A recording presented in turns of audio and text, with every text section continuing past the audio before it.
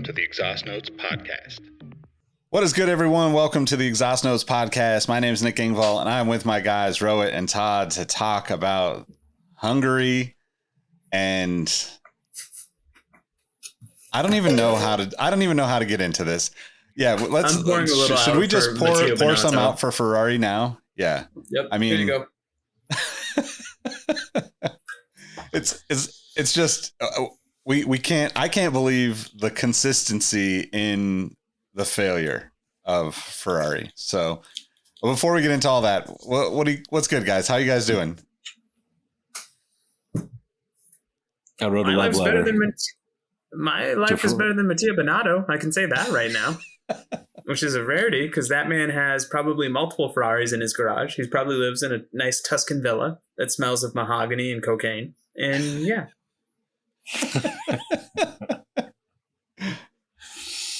I wrote a love letter to Ferrari from everyone. Just, dear Ferrari, what the hell? Sincerely, everyone. It's not you, it's us. Because it's on us for having these absurd expectations after the first couple of races this season. Is it absurd? It's the pinnacle of motorsport. And I guess we're just launching into this. Should we do race order first? Yeah, let's just do that for formality's sake. I'm going to try to show more passion than the Ferrari pit crew did today. All right, guys, with the first place, we have Max Verstappen. Second place, Lewis Hamilton, followed by his running mate, George Russell, in third. The first of the Ferraris, Carlos Sainz, in fourth. Checo Perez, yet another off week, the boy ass, in fifth place. Charles Leclerc in sixth. Lando, Fernando, and Esteban in their customary 7, 8, and 9. Seb Vettel getting a positive bump by announcing his retirement this week in 10th. Lance Stroll, his replacement, as the number one driver for Aston Martin in 11th. Pierre Gasly in an all-too-familiar 12th. Guan Yu Zhou in 13. Mick Schumacher in 14. Danny Rick, we had at least one race where you were competent, back to 15th. Kevin Magnussen in 16th. Alex Albon in 17th. Nicholas Latifi in 18th. Yuki Tsunoda, Japanese cartman, in 19th. And then our boy Terry had to ruin it and get the DNF.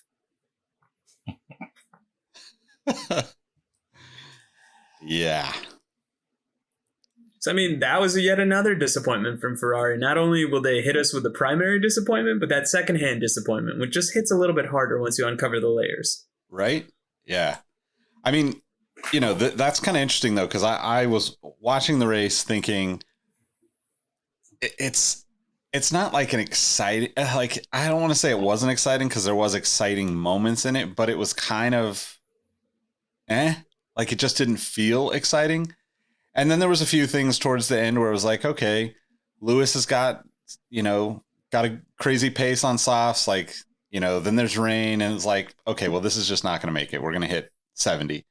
But the interesting part about that was Bottas going out at 60, I don't know, 67 or something, 65, 68. 67, 68. Literally the very last couple of laps in the race. And the first thing I thought of is damn, that's crazy. I can't remember the last time we made it that far. But looking it up, this was interesting because there's a Reddit thread from last summer that says that the Belgian Grand Prix of 2021 was the last time that a Formula One raced without a DNF. And oddly enough, it was the second race of last season. The French Grand Prix was the other one. And then you go 2019 in Austria, 2018 in China, 2016 in Japan, 2016 in China, 2015 in Japan, 2011 in Europe, 2005 in Italy, and then all the way back to 1961 for the Dutch Grand Prix. The first time that there was ever a race without a DNF, which based on seeing that, it is kind of awesome to think not only how these cars are just absolute machines, but they're absolutely insanely reliable most of the time too. With the exception of Ferrari. Now, let's get into Ferrari. How do we justify that great intro other than saying we're going to try to do what Ferrari couldn't do, which is have a competent segment. In this case, our competent segment should last about 55 more minutes, which is more than what I can say about Ferrari. But if at any point I mess up, don't mind me, guys. I'll do a Matteo Binotto walk of shame during the middle of this podcast if it gets that dire. But I don't know, Todd. I feel like you tend to be the angriest out of the three of us. How are you feeling about this? I'm not angry. Like, okay, well, let me start by saying I used my Mega Drive on Charles Leclerc this weekend. I was like, no way that Ferrari is going to fuck this up again, race after race. And Max was starting from 10th. So if there's ever a time to not pick Max to use the Mega Drive on, this is the one.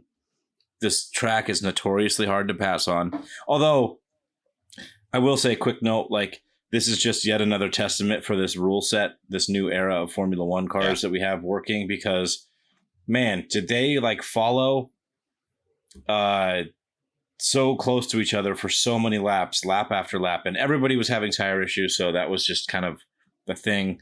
But it's just testament to these rules still working. And once people, once the teams figure out the tires a bit better, and the right operating windows for their cars and things like that, it's going to be awesome. But it was kind of awesome that they didn't this weekend, because we had a whole spread out grid.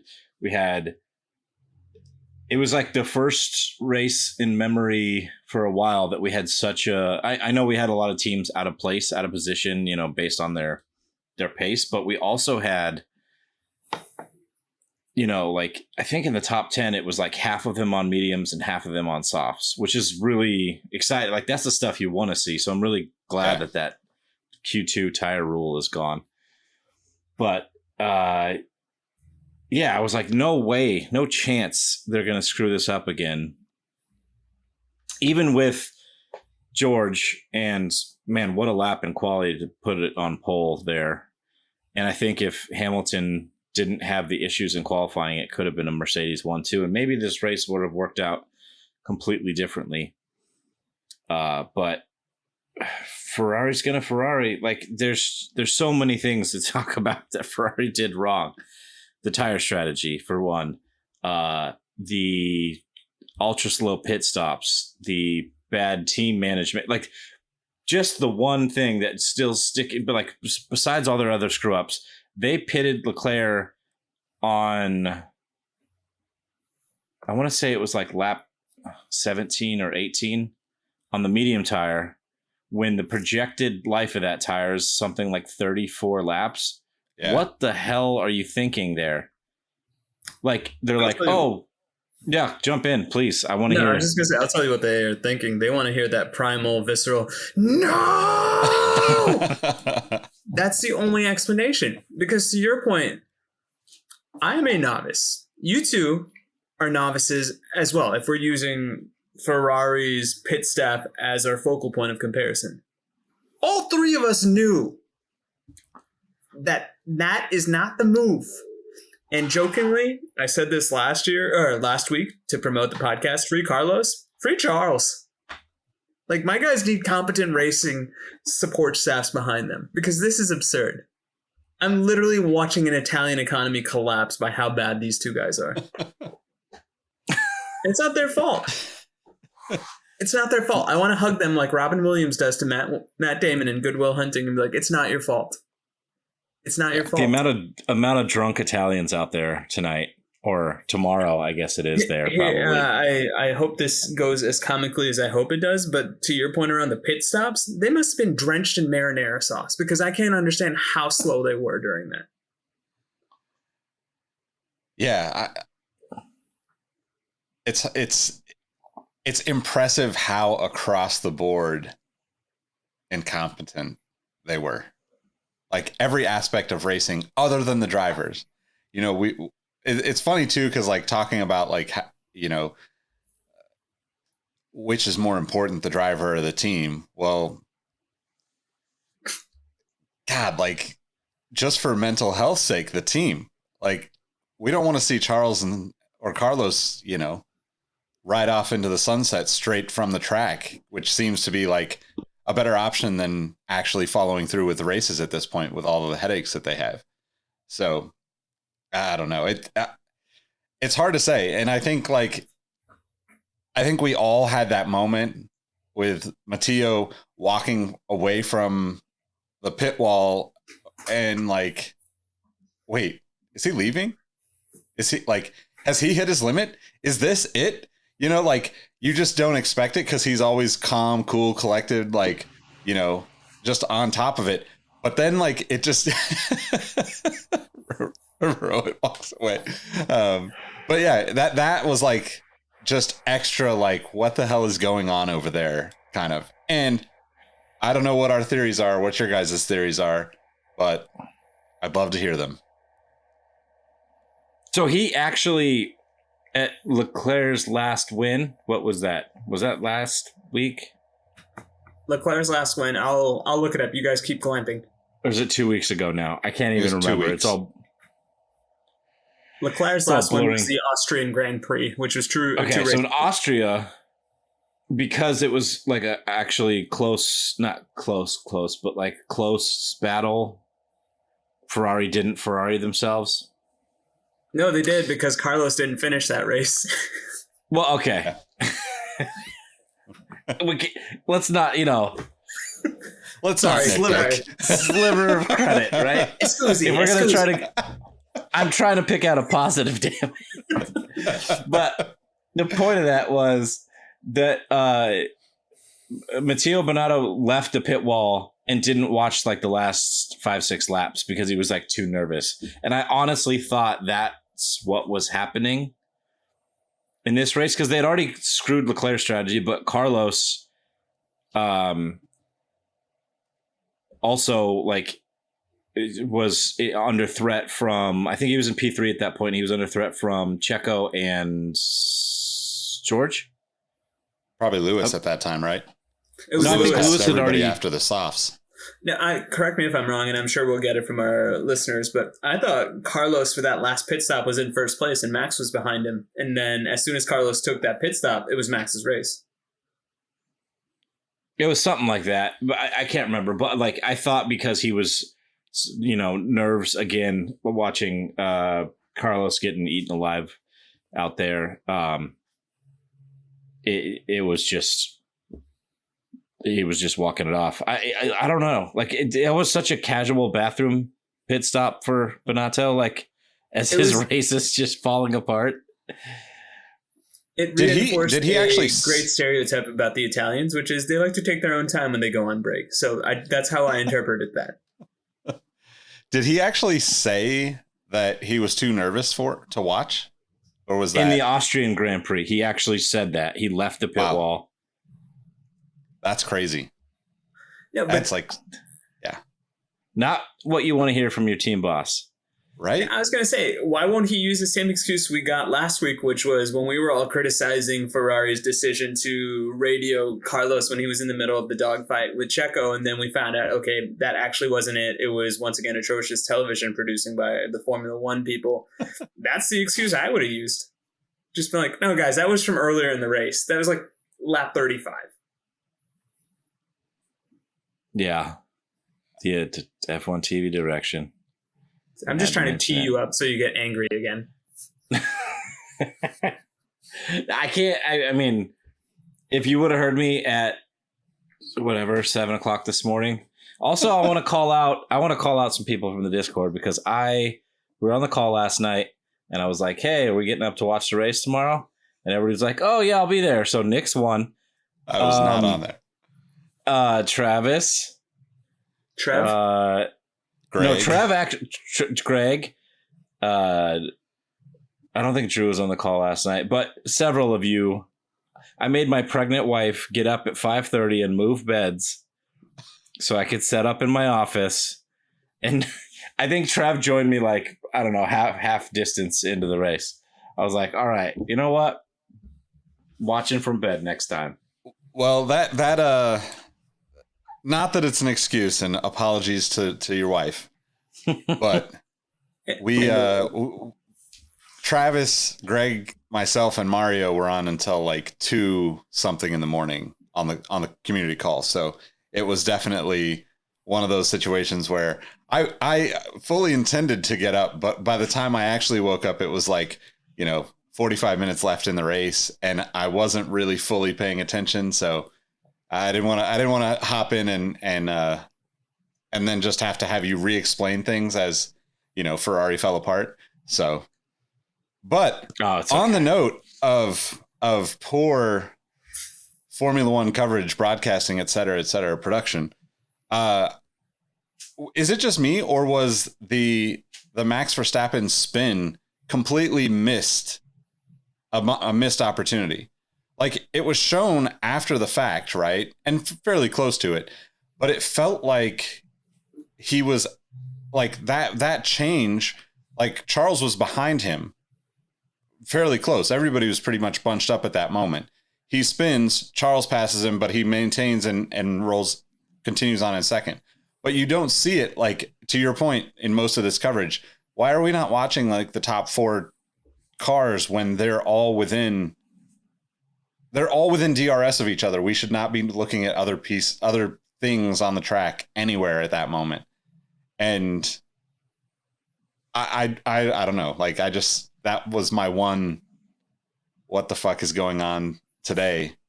What the fuck is going on in F1 broadcasting today? Whatever moment. So I guess this is my segue. That moment, right? So Max spins. It wasn't live because they were showing like Seb and Stroll battle, which was awesome, by the way. Yeah. And then so they showed on the replay, which is a good idea initially, but actually Leclerc and Checo got past Max because of that spin. He lost 2 positions. And by the time they had stopped showing the replay, Max was already back in DRS on Leclerc. Yeah. Which is a testament to 2 things. Fuck F1 TV direction, and holy God, Max is fast. I mean, it was impressive that he held that together, right? Like, you don't often see these guys spin these cars and keep control and hardly lose any pace whatsoever. Yeah. And then the other one, while we're on the F1 TV direction thing, after the race, so Max wins, right? He wins by like 8 or 10 seconds. I think Sainz was coming back at Russell. George. Yeah, George in P3. And he was like, I don't know, 3 or 4 seconds back, but it was like closer. But no, they decided to show Max's cooldown lap for like 35 seconds. So we didn't even see the finish. Like, I think the first person they switched to after the Max was Perez crossing or finishing his lap. So we had 4 people cross the line before they decided to stop showing Max's cooldown. Other than that, it was kind of okay. I don't know. I'm trying to find positives because all I do is bitch about this every week.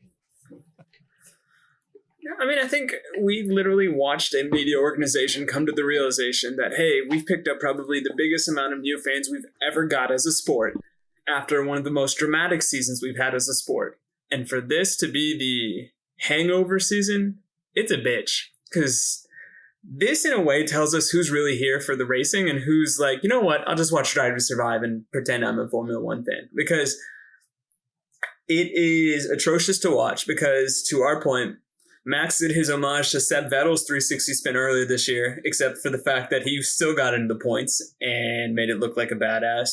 He's achieving that final form, that S-tier form, where it truly doesn't matter what happens, and it's now starting to look like Lewis Hamilton races in his pomp and circumstance, because start that man at 20th, and I guarantee you he's going to get a podium regardless what the track is. And it's a combination of racing know-how. It's a combination of the fact that their car is not only fast, but listen up, Ferrari, reliable, which is saying something considering where we were at the start of the year, where we thought Ferraris were the reliable ones. And what's going on with Red Bull? Are they already celebrating a little too much with their first driver championship? But it's not going to get any better at this point. And I'm kind of glad that the summer break is situated the way it is, because I kind of need to talk myself into this season and like trying to figure out what else can we cling on to, because this does seem like a foregone conclusion. This is where I congratulate Max on his 2022 and 2023 and 2024 drivers championships. Like, think about this. Like, so this track didn't suit the Red Bull car. Max started 10th. He had clutch issues and like gearbox issue during the race. Then he spun and he won by 10 seconds.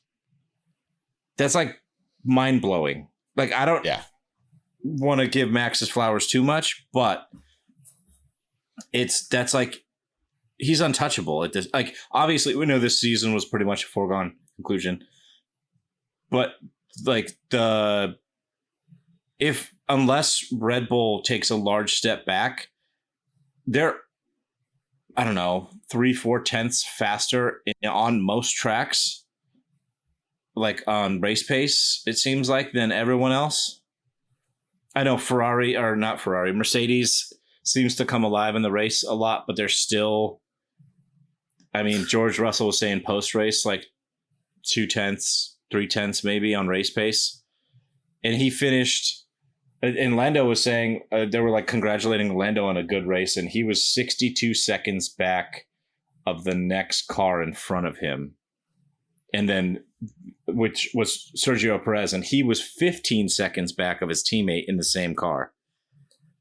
That's crazy. That's the thing I was going to ask you guys. Like, are we completely missing the brilliance that is Max Verstappen evolving into his final form because of the fact that Ferrari just makes it easy to talk about the lulls? Like, if Ferrari was, let's say, halfway competent this year, would we be more talking about Max Verstappen in these hush tones other than the fact that, hey, man, let's see how Ferrari is going to bungle this race up? And we're missing the brilliance that is this dude driving through adversity, driving to survive, literally. Because at this point, it just seems like he's not interested unless he gets first place. And I could see him almost being like, why even bother at this point? Like, the biggest thing I worry about if I'm a Red Bull guy, hi, Aaron, is complacency. But even then, he doesn't have to be complacent if Ferrari keeps fucking this up the way that they do. Yeah, I mean, there's almost zero chance. 60% of the time it works every time chance. Like, the level of you're winning millions if you go bet against Max and some shit happens and he doesn't win.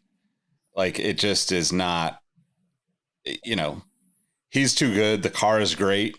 Like, even if Ferrari is out of the picture completely, if we just take our loving disdain for Ferrari's failures out of the picture and we just think about Mercedes behind them, like, the pace is just not there for Lewis or George, even though, there's like little bits of brilliance there with Mercedes lately.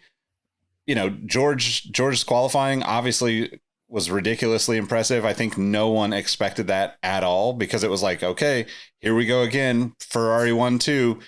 Like, let's see how they mess this up. And then it was like, wait, George? Like, and of course, like, if Lewis is not having issues with DRS or what, I think that was DRS, right? That on his qualifying. Yeah, Lewis had, on his last lap, he couldn't open his DRS flap on qualifying. Yeah. So, like, if he doesn't have issues, maybe he's up there and maybe it's a 1-2, for Mercedes on qualifying. But even so, like, it's just, I mean, Red Bull is just dialed in to like the highest levels right now. And I just do not see any way that they fall off. And Max himself is like, I don't know. I was just actually listening to Kevin Durant and on the boardroom, on the David Letterman like Netflix special where he's interviewing people, My Next Guest or whatever. And at some point in the interview, Kevin Durant talks about Letterman asked him if he meditates, and Katie's like, yeah, but I also don't think that meditation is being in a black room with with no sound and with my eyes closed. I think that sometimes meditation for me is when I'm in the zone on the court. I'm at that higher level state. And I would just think like that's pretty much where Max is at right now, right? Like there is just no reason for him to like even consider what else is going on, because he's just in the zone, as the basketball, players would call it. And I don't think that there's any way that, like there's just no way that they're going to mess that up. It would just be a tremendous screw up if they did.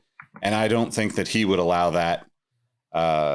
He just seems to be too on top of everything personally, with the driving, that he could still manage to squeeze out like a championship this season, even if the team fell to shit. So that's just my opinion, though. He could literally get out, change his own tires, get back in the car, and still win the drivers' championship. Now that would be impressive. No, there's that concept of magic number, right, in baseball, where like they have to hit a certain threshold and then it doesn't matter what they do. I'm really trying to understand what his magic number is from a driving perspective, because it's looking effortless. And I, like Todd, have conceded the drivers' championship to Max. I don't know about 2024 yet, but give it time. I'm sure I'll come to that startling and depressing realization in the middle of the night and I'll just yell Verstappen. But do we also think, because now I'm going to zag when I think everybody's zigging, which is I think all of us are anticipating Mercedes overtaking Ferrari at some point. The only reason why I don't know if they can do that is how big of a lead they had accumulated at the start of this year. And they did the one thing right now that Mercedes can't seemingly do, which is win races. So I will zag and I will say, you know what? Ferrari keeps second place somehow, in spite of themselves. How do they do that? If every other race, somebody's DNFing, or they're botching the pits, or they're pitting at the wrong times, or they're using the wrong tire. I know, like, this is recency bias that Mercedes has been on a good run, but they've also upgraded their car. They're closer in pace, and this track isn't necessarily supposed to suit them, and they still wiped the floor with Ferrari today. Like, even if Ferrari didn't bottle the strategy, I still think it would have been obviously Verstappen, class of his own, but I still think it would have been a close race between the Mercs and the Ferraris, and the Mercs would have come out on top. I'm completely grasping straws. You're absolutely right, Todd. It's not even a question of recency bias. Your eyes are seeing what you're seeing, which is one team is streets ahead of another in terms of just overall competency. But at this point, I don't know what else to say, because they in this case, Ferrari, have shown that they are fantastically bad. They are literally finding new ways to lose every single race. And at this point, I'm just going with the thought that eventually the luck has to turn. And sometimes the luck turning is just them having both race cars in and around fifth place, let's say, which is something that they did today. But as long as they continue to do this, I think they'll be fine, just because of the fact that they are still accumulating points. And much like there's a magic number that we've given Max, I think Ferrari's got a similar magic number. And this was a segue, in a sense, to a question I had asked Nick, and I think we discussed this previously, Todd, but what do you think is more likely? Max winning every single race from here on out, or will Lewis win one? I think Lewis gets his win. He continues his streak, his record. I think there was, again, rumor mill in the paddock that Merck thinks they're going to be strong in Spa. Obviously, they're not going to be Red Bull strong, but all we need is Max to have a bad day, a power failure, or a bad pit. Or not that Red Bulls have had much bad luck, or lately this season, or ever really. They're always pretty solid in the pits and the strategy, but we just need, Terry to just lick the stamp and send it into a corner on a wet track and take out 5 or 6 drivers. And Lewis runs away with it. We saw that actually last year in Hungary, right? Terry bowling balled his way through the front of the fields, and Hamilton would have won that race if it wasn't for Alonso's defending like a lion. So I think he continues his strategy, or his streak, and gets at least one win this year. They've been close, and I don't think it's not them like lucking into it, right? This last 4 or 5 races, they've outscored Ferrari. I don't know what the exact number is, but by more than like 100%, or whatever, Yeah. 200% of their points. And they're only 30 behind now. So their pace is obviously improving. So, Nick, what do you think? Yeah, I think Lewis definitely is going to get a win. I think that, I think you said there's 9 races left after the break. If Merck if they're gaining, I don't know, I'm not 100% on these numbers, but like they're gaining roughly 10 to 15 points per race currently, right? So Ferrari would have to like actually really show up and perform and potentially beat both Mercedes and Red Bull like at least 2 or 3 times before the season is over for them to not lose to Mercedes, because Mercedes at this point, I think they've kind of figured out the consistencies. They haven't had any issues, like Todd said earlier in the season, right? Like there was a lot of luck that landed them even close to the top, right? With power failures from Ferrari, power failures from Red Bull.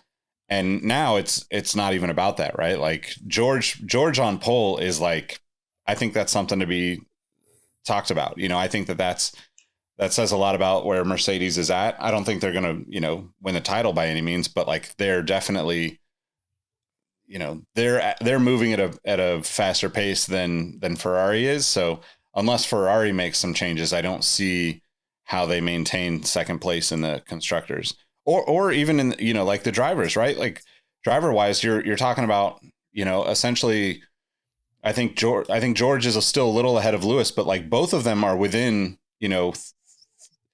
3 or 4 races like today of being, in third place in the construct or in the driver's standings. So it'd be interesting to see how it all plays out. But I think Mercedes is, they're going to they have a better energy about the team right now than Ferrari, right? Like Ferrari is definitely in a very, tough spot for everyone, because it's like, no matter what, the inconsistency shows up, even when it's not, if it's not the team, if it's not the pits, if it's not blah, blah, blah, blah, blah. It's like even Charles like took ownership of last race, and his mistake.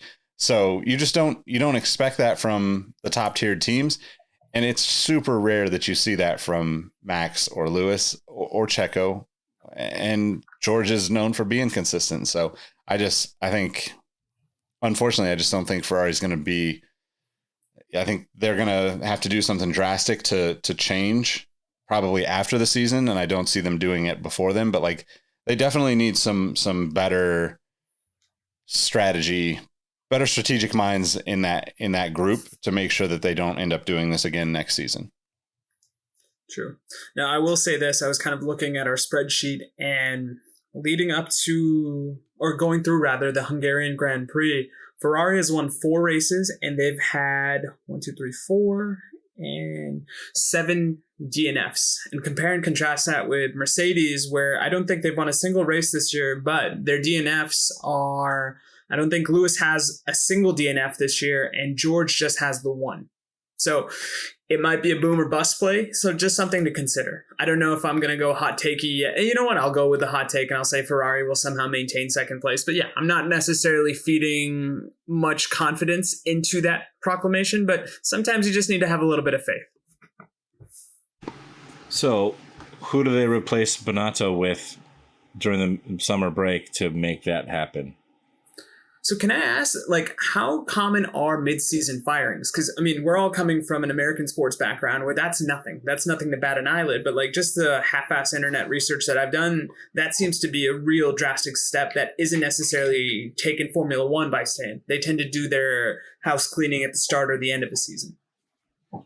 I can't remember the last, like, real big shakeup mid-season especially for outside of drivers, right? Drivers can screw up and there's somebody waiting in the wings at all times. It's pretty hard to find people that know Formula One enough to step into a top 3 team and actually, make something of it. Right. And I forget the guy that runs Williams now, but like, he's a great example of like, this is a difficult, it's not easy to be in that position. Right. I don't think Binotto is out. I think that they will probably shake up other people within the engineering team and within the, the pit crew and all of that. I think they'll make drastic changes within the team just to kind of like, show that they're trying to take steps, right? Because at this point, they need to do that to keep Charles and Carlos wanting to drive for Ferrari, right? Like, not that there's room at any other teams, but Lewis could easily retire within the next couple of years. And if you're one of the best drivers, why wouldn't you want to race with Mercedes, and George as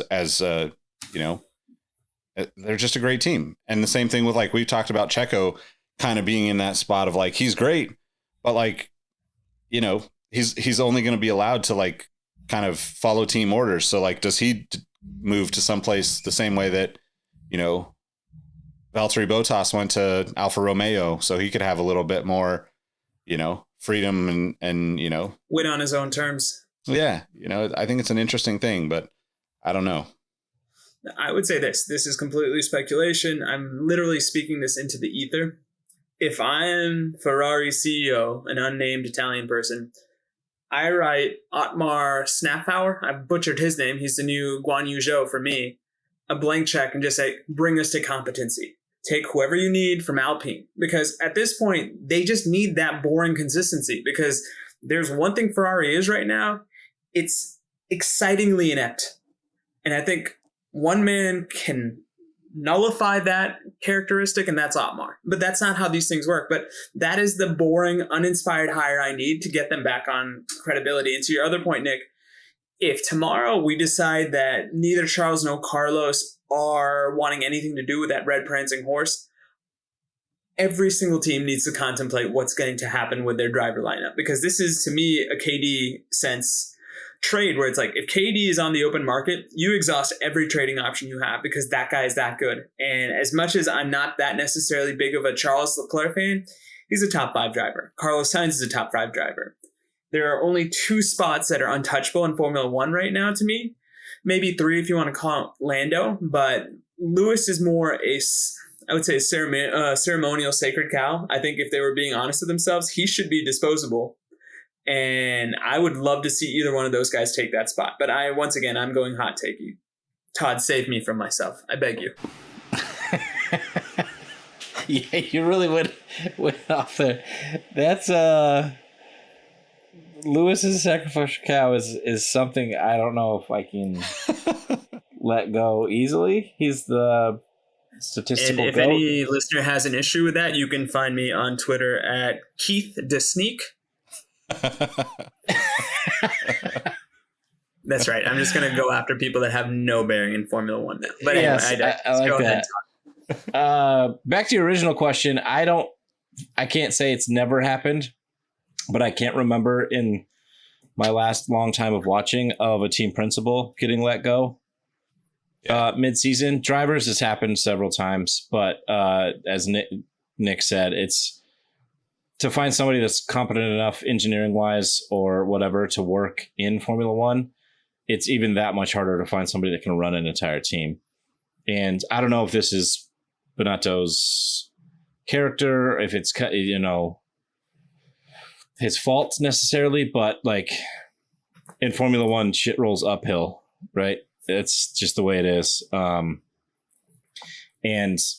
there's, I can't see any type of scenario unless there's some Mercedes upgrade and all their porpoising comes back and it takes them 4 or 5 races to figure it out. And then Ferrari kind of gets their shit together in that time or even like Nick said, like if it is a weekend where for Red Bull does have that bad day and then Ferrari actually has their ducks in a row for once. And that's the only thing really that could prevent the Mercedes winning or Hamilton specifically.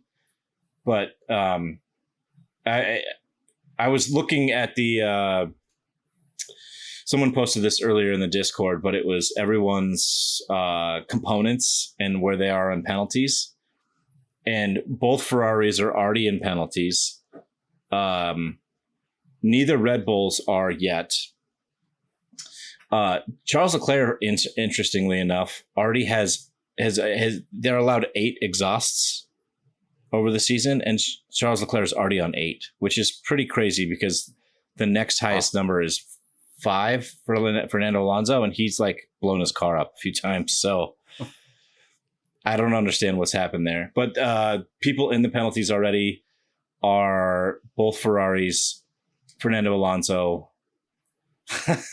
I don't think this is a troll, but Juki Kanoda, which is the funniest thing I've ever read, and now I'm going to call him Juki from now on.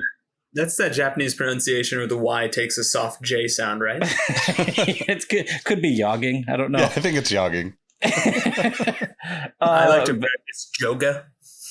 Yeah, Terry is in the penalties, and then K-Mag. And then there's Lando, Esteban, Pierre, Guan Yu, and Mick are all at 3. So they're all going to be in the penalties. So like it's just literally bound to happen that they're going to get into the penalties. I mean, probably everybody is at this point, but there's just, with 9 races to go, Mercedes holding fast like they always do. It's almost inevitable that they have their 2 biggest rivals have a bad day or are starting from the back of the grid, and Mercedes has their stuff together like normal. Yeah. Yeah. I think the other thing that's interesting to think about, to your question about like potential changes mid-season or even after the season, right? Like Ferrari is they typically stick with their team principal director. I can't think of like longer than they should. Yeah, I think like it's like a 4 to 5 year run typically for all of them, right? And like they also like Otmar is really actually an interesting kind of character that would be. I mean, I would love to see it, but it would just never happen. But Ferrari also, I don't think they've had a non-Italian team principal since what's his name? What's the guy that just stepped down from running the FIA as president? Domenico. No, Domenicali is like previous. Who was previous to Domenicali as far as the? Oh, Jean Todt. Jean Todt. Yeah. So, but that's funny that you bring that up because that's the last non-Italian, right? Well, last non-Italian, but also rumor mill that he might be, now that he's not FIA president anymore, kind of itching to get back into Formula One, and Ferrari shitting the bed. I mean, like Jean Todt had a bunch of success in the Schumacher years. That could be really interesting.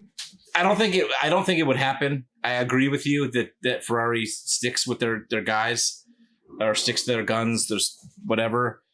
I don't think it's going to happen. But if you have somebody that's already won you, like the last time you won titles, it's pretty like a attractive prospect. I also like the prospect of Ferrari shitting on prior legacies as opposed to ruining new ones as they form with Mattia Binotto.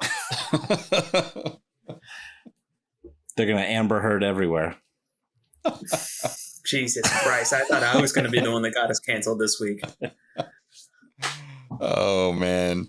Well, Nick, save us.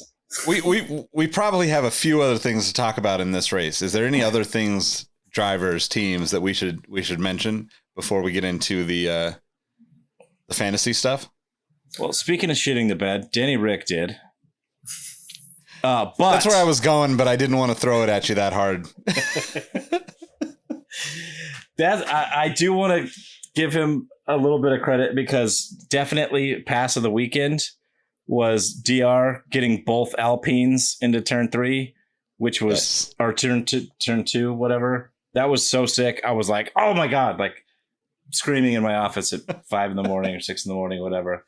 But I want to continue on the constructors theme real quick because I want to get you guys' thoughts.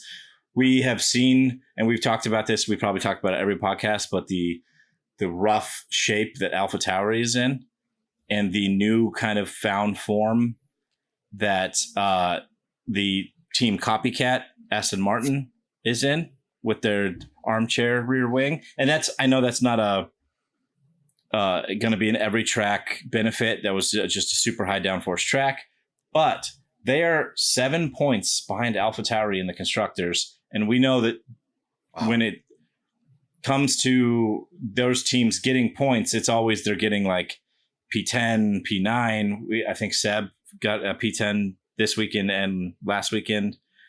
And Stroll was all like he was tearing through the field today. They had a great start. They look a little bit more on form since they copied the Red Bull side pods. You think even with 9 races to go, they can get those 7 points? Because I think it would be amazing.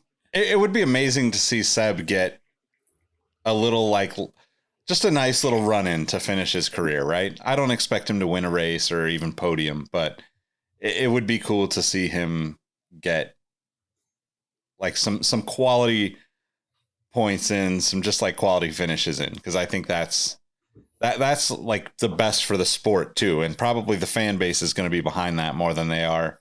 I mean, we all love Pierre and Yuki, but Seb leaving the sport is like bigger in my mind than anything it's honestly bigger than Max's championship at this point, because we know Max is going to win probably more than Lewis and Michael, and he'll probably have 10 championships by the time he retires. But there's a hot take for you to follow up on 10 years from now. I was just going to say this. I definitely want a one more season chant for Seb. And if that's because he gets a 6th place in, let's say, Monza, or he does a cool Jedi mind trick that we don't even know is possible in a Formula 1 car and makes it apparent that he truly is the beating heart of this organization, because as Formula 1 has evolved with these new technical standards, it seems like they've adopted a little bit more of a conscious. And I think as much as I think that is Lewis's legacy, it also seems to be Seb's legacy as well. So yeah, I'm with Nick. Get that man all his moments, get that man all his flowers, because he just seemingly has done the unthinkable, which is put this sport in a spot better than how he found it. And inevitably, when we do our testimonial / retrospective of Seb this year, and I get to learn more about what he was like as a promising young upstart, it is going to reaffirm that belief that this guy really was special. And I think you kind of lose sight of that because of the Lewis Hamilton dominance, as well as what Max is about to do with winning 22, 23, 24, and I think 25 is what Todd gave him. So yeah, that being said, I still maintain that AlphaTauri is the worst car on the grid. I've said that all along. I've had people scoff at me, but it is what it is.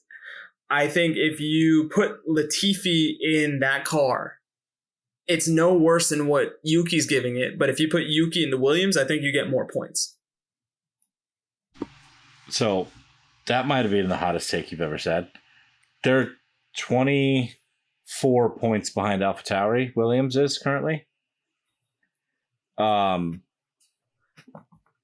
using the baseline of Pierre Gasly being a top 6 driver the last couple of seasons. And that's more a damning indictment on the fact that that car does not allow that man to continue his trajectory. Like, if we were just utilizing this one season as a snapshot of whether that man deserves to move on to a higher team, you can't say that he does. That's a great argument. Yeah. He is consistent, and he is, like we talked about, Mr. Top 6. And one last point, he is so happy right now that Daniel Ricciardo has had the season that he has, because we've all forgotten about Pierre. Because if Danny Rick has a competent season, we're having the same conversations about Daniel Rick about Pierre Gasly this year. The reason Danny Rick's performance is more jarring, though, is because we see Lando qualify in P4, get a podium in Monza, or wherever he got. Yeah, I think it was Monza. Like, that's why it's more jarring, right? If Yuki was up in the top 10 every time, we'd be having the same conversation. And we've seen, actually, I think it was a couple of pods ago, we were talking about where the hell is Pierre, because Yuki's all of a sudden, I think he came on P8 a couple races ago, and Pierre was, I know he had some bad luck, but P14, 15, something like that. But I will buy you a car. I will buy you an F1 car if Williams beats AlphaTauri in the championship somehow this year. Oh, no, that's not going to happen. I mean, I didn't say a real driving one, but I'm going to buy you like a replica one. If the unthinkable happens, believe me, there is a lot more things that have gone to shit than Williams overtaking AlphaTauri. I just think, given the high expectations we have, that car is the worst car. Because what were the expectations for Williams coming into this season? Yeah, not much. What are the expectations of AlphaTauri coming into this season? I'm not saying they're competing with the top three, but fourth place looked a feasible solution. Yeah.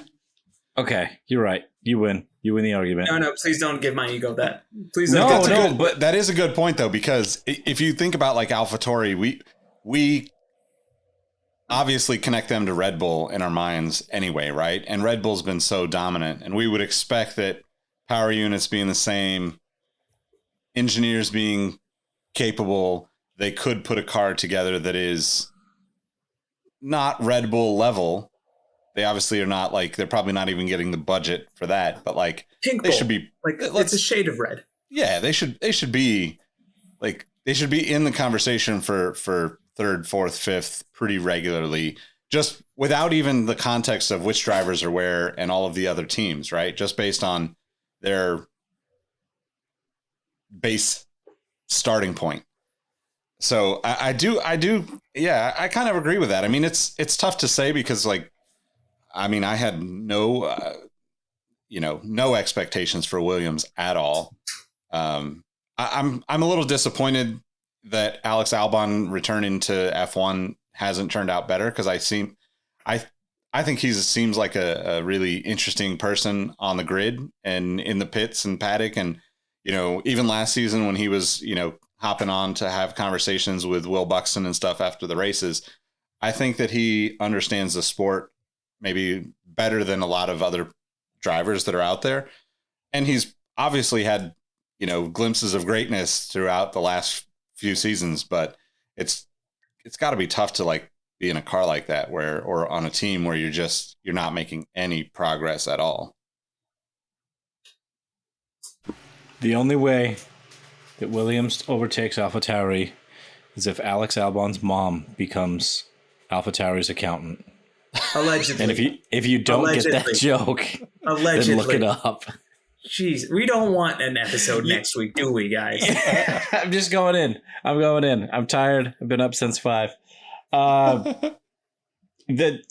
You like I said, you definitely convinced me with that argument because of the expectations. I think Nick just also co-signed that. It's we expected them at the start of the season to be fighting McLaren and Alpine for P4, right? And now we're talking about them getting P9. So there it is. You know who also will be getting P9? Me, in our fantasy league. Oh no. I think I'm actually like 12th or 13th. The speeding burritos I still think you're ahead of me, Nick.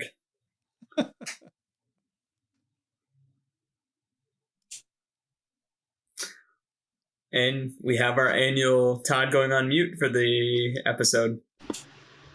Oh my God. He's been up till 5. If you guys have any fights with me about that, you can find me at MadWatcher789 on Twitter and Instagram. I hope that you just learn everyone's online handles so you could start calling everybody out.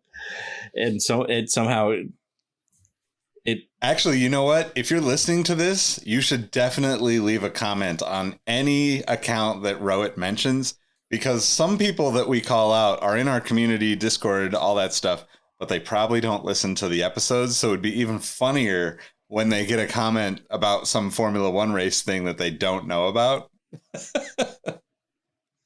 Like I said, I'm the gift that keeps on giving. I'm in the Nick Engvall cinematic universe, and I'm going to make it hell for everybody else in said cinematic universe if it needs to be. But you know what's not hell? Todd Yates' fantasy performance. Todd, break it down for us. How are we doing in our plethora of leagues? All right. let's get it started. In the league that shall not be named, let's see. In P2, in the standings, and P3 in the points this week, we have Julie Wood. So, I'm sorry. I apologize. Nick, you are now that you're setting your lineup, you are having a heck of a season. So let me correct myself already. P3 for the week was AA Ron. P2 for the week was Mr. Nick Engvall. And somehow I am just stumbling my way through this fantasy league, and I was P1 again. So overall standings for this league is I'm still in first. Julie Wood is P2 and AA Ron is P3. Nick, just keep setting your lineup, pal. You're going to be never on the underestimate the power. Never underestimate the power of actually setting your lineup in fantasy. Half the battle showing up. All right, the official F1 Discord Fantasy League. For the Hungary race results, I'm going to curse Charles's name again because I used my Mega Drive on him, as did shout out Iron Trev, the probably 1A, 1B to the max stands that we have. A max stand used their Mega Drive on Charles Leclerc this week. I just want to call that out. I mean, if I had the Mega Drive, I would have too. Like I was all in on Ferrari this week going into the weekend until George. Yeah. Thank you for an understandable at least choice. Making me feel a little bit better about that. So I was number one in the league this week with my Mega Drive with 163 points. Mario Restores at Mario Restores makes dope customs on Instagram. Check him out. Was in P2 with 160 points. I only got 3 more points than someone that didn't use a Mega Drive. That's crushing. In P3, the Trap Pete slowly climbing up the game and playing the money game tight, and somehow it manages to have Leclerc, Sainz, Max, and Ferrari as its constructor. Who are his remaining 2 drivers? Let's check it out. Nikita Mazepin, who's cost 0, and no, he's got a Terry, which is a good midfield pick, and Terry's Mick. Good. Which is like a good undervalued pick, right? On certain weekends. But he has somehow played the money game to afford all of those. So that was the 1, 2, 3 for the week. Let's see.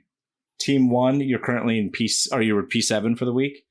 And the Speeding Burritos currently in P15. Hey. Just one good pit stop away from being in the top 10. All right. For the season, let's see. All Haas, no breaks. Aaron is still in a commanding lead for the season.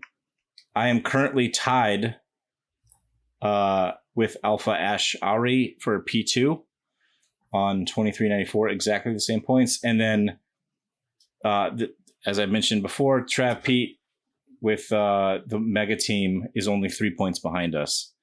So it's getting down to the wire there. Team 1, you're currently P8 for the season. And Nick, P13. That's what it's a couple of good driver swaps. You're good. All right. And the most important league. Who had a rough week this week? It was pretty close. Everybody was bunched up actually, tonight. Yeah, even with the DNFs or the one DNF, it was pretty close. So P4 for the week. P4 for the week was Nick with 47 points.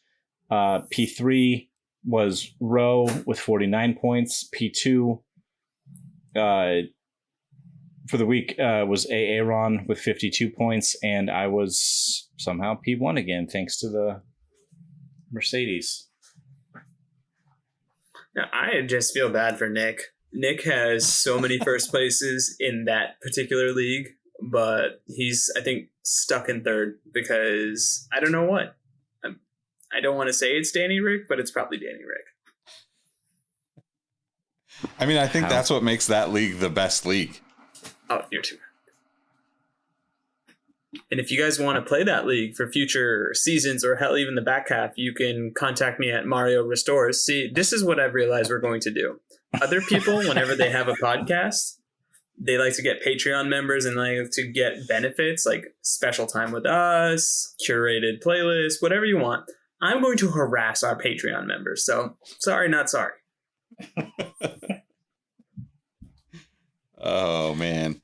Well, I mean, what do you guys expect over the next few weeks as we go into this long break? Us saying wild stuff, doing a sub retrospective, and trying to create filler for the summer break.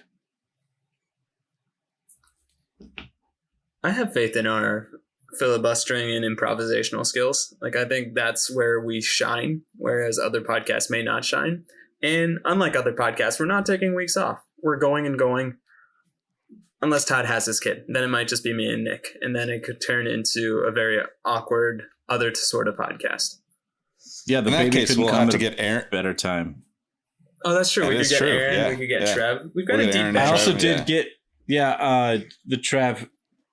the Trav Pete. I got him lined up for kind of late August, potentially as a fill-in, because I knew that I was going to be potentially out a couple weeks. So, all right. I'm looking forward to it. I think it's gonna be fun. It gives us a little bit of a fun challenge in like doing episodes that aren't just based off of the race too. Like, I think it keeps us on our toes and it keeps it entertaining for the listeners, hopefully. So. It's our 10,000 hours theory. We're just getting some of our hours when nobody else is.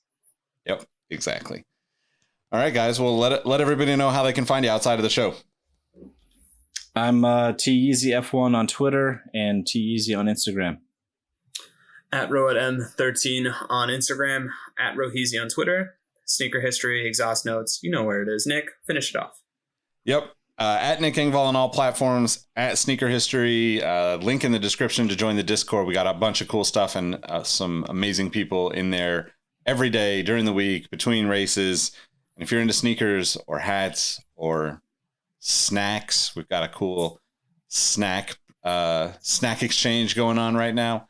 It's just fun community to be a part of. But anyway, we appreciate y'all rocking with us and listening, and we'll catch you on the next episode. Peace. Free Carlos.